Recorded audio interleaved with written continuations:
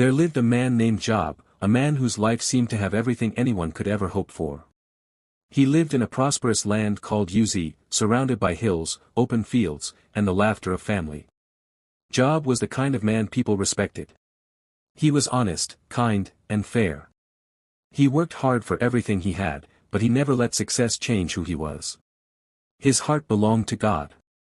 He treated others with integrity, helped the poor, and avoided anything that could lead him toward evil. If you walked through his estate, you'd see abundance everywhere, fields full of animals, servants bustling about their duties, and 10 children who filled his home with joy. 7 sons and 3 daughters, each one precious to him. Every morning, Job would rise early to pray, offering sacrifices for his children just in case they had done something wrong.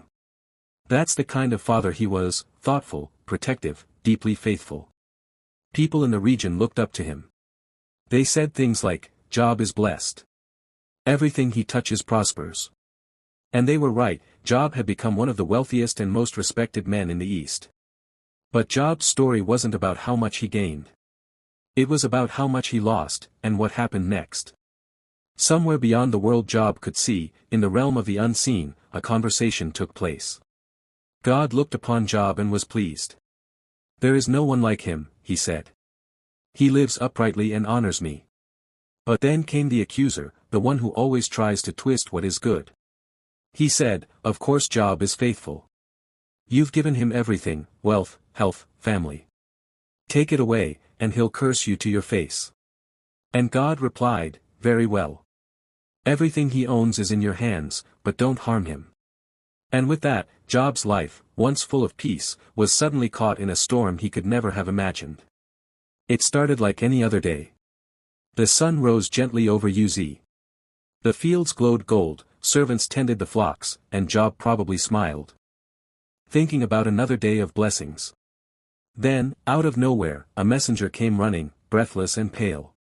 "Master, raiders attacked, they've taken the oxen and donkeys and killed the servants. I'm the only one left." Before Job could even respond, another man burst through the gate, eyes wide with terror. Fire fell from the sky. It burned the sheep and shepherds. "Everything's gone." Job's heart sank. But the messengers kept coming. A third ran up, shouting, "3 bands of raiders swept through the desert, they stole your camels and slaughtered more servants." And then, before he could process any of it, a final messenger stumbled forward, trembling. "Your sons and daughters, they were feasting together at your oldest son's house." A powerful wind came from the desert, the house collapsed. None of them survived. The world went silent. In one afternoon, Job lost everything, his wealth, his livelihood, his family. He fell to his knees, heart shattered, clothes torn in grief. But instead of cursing God, Job whispered through tears, "I came into this world with nothing, and I'll leave the same way. The Lord gave, and the Lord has taken away. Still, blessed be his name." Even in his sorrow, Job didn't turn away from God. Time passed, but the battle in the unseen world wasn't over. The accuser appeared before God again. "Job still holds on to his faith," he said, "but that's because his body is untouched. Take away his health, and he'll curse you." God replied, "You may test him again. But do not take his life." And so Job's body was struck with painful sores, from the top of his head to the soles of his feet. His skin burned, cracked, and bled. Every movement hurt. The man once strong and admired now sat alone in ashes, scraping his skin with broken pottery, trying to find some relief. His wife, overwhelmed with grief, could hardly bear to look at him. She said bitterly, "Are you still holding on to your faith? Just curse God and end this misery." But Job turned to her with quiet strength. Should we only accept good things from God and not the hard things too? Even then, Job refused to blame God. When news of Job's suffering spread, 3 of his closest friends, Eliphaz, Bildad, and Zophar, traveled from faraway towns to visit him. They had known him for years, but when they saw him sitting in ashes, unrecognizable and broken, they were speechless. They tore their clothes in sorrow and sat beside him, saying nothing for 7 days and nights. Sometimes silence is the only language grief understands.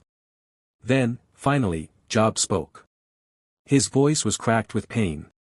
"I wish the day I was born had never come. Why did I even exist? If only I had died before any of this began. It wasn't a lack of faith, it was raw honesty. Job was crushed, confused, and human. His friends, though, didn't fully understand. They believed that suffering was always a punishment for sin. Eliphaz said, "No innocent person suffers like this, Job. You must have done something wrong." Bildad added, "Maybe your children sinned.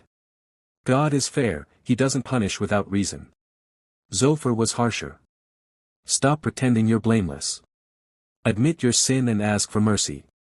Job, frustrated, cried out, "You think you're comforting me, but your words hurt more than my wounds. I've done nothing to deserve this. I just wish I could speak to God face to face and ask why." The conversations went in circles, round after round. Job's friends accused, Job defended, and heaven stayed silent. Still, through all the confusion, one thing never changed: Job's heart kept searching for God. He couldn't see him, couldn't feel him, but deep down, he still believed God was there. Then, one day, after all the tears and arguments, something happened. A storm began to form, clouds swirling, wind roaring, and out of that storm, God spoke. The voice wasn't angry, it was powerful, vast, and filled with truth that humbled the soul. "Job," God said, "where were you when I laid the foundation of the world? Tell me, if you know. Can you command the morning to appear? Can you guide the stars in their paths? Do you give the horse its strength?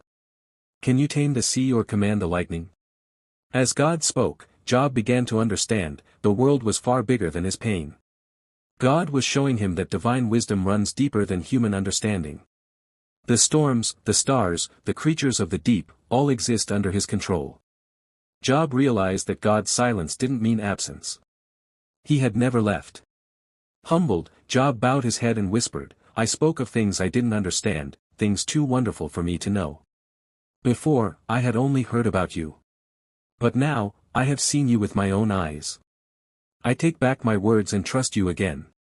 It wasn't that Job suddenly understood every reason for his pain, it's that he learned to trust even when he didn't. When Job's heart turned back to peace, God turned his face toward him again. God wasn't angry with Job for asking questions. He was pleased that Job had remained honest and faithful. But he was displeased with Job's friends, for misrepresenting his heart. So God told them, "Bring an offering, and let Job pray for you. I will hear his prayer." And when Job prayed for those who had hurt him with their words, something beautiful happened. His story turned. God restored everything he had lost, and even more. He gave him double the wealth, double the flocks, and a fresh start. Job once had 7 sons and 3 daughters, and God blessed him with 7 more sons and 3 more daughters, the most beautiful in all the land. Job lived a long, full life, 140 more years, long enough to see his grandchildren and great-grandchildren. When he finally passed away, he was surrounded by peace, not pain. The story of Job isn't just an ancient tale, it's a mirror for us today. We all have moments when life feels unfair. When we lose something we love, when prayers seem unanswered. When God feels silent. In those moments, it's easy to ask, why me? Why now? But Job's life teaches us something powerful: faith is not proven in comfort, it's proven in crisis. Satan once said that Job only served God because of his blessings. But Job proved that true faith isn't built on what God gives, it's built on who God is. When everything fell apart, Job didn't understand why, but he never stopped believing that God was still good. And that's where the story connects to us. You might be walking through a season where things make no sense, the pain feels endless, the silence unbearable. But silence doesn't mean abandonment. God's still working, even when you can't see it. He's shaping you, refining you, and preparing something greater than you can imagine. Like gold tested in fire, faith becomes pure through the heat of trials. In time, Job's ashes became the soil of his renewal. His pain became the stage for God's glory. And maybe that's what God wants you to remember, that storms don't mean you're forgotten. They might just mean you're being strengthened for something greater. So, when life breaks you down, hold on like Job did. Even when you don't understand, trust that God does. Even when you can't feel him, believe that he's near. Because in the end, faith that survives the fire always comes out stronger. And the same God who restored Job's life can restore yours too, in his perfect way, at his perfect time. Job's journey reminds us of something eternal: suffering is temporary, but faith is timeless. Loss can shake your world, but it can't shake God's love. So, when you face seasons of pain, don't give up. Keep your eyes on the one who still commands the morning, who still parts the storm, who still brings beauty from ashes. Just like he did for Job, he can do for you. And when he restores, it won't just be what you lost. It'll be better, deeper, and stronger than before.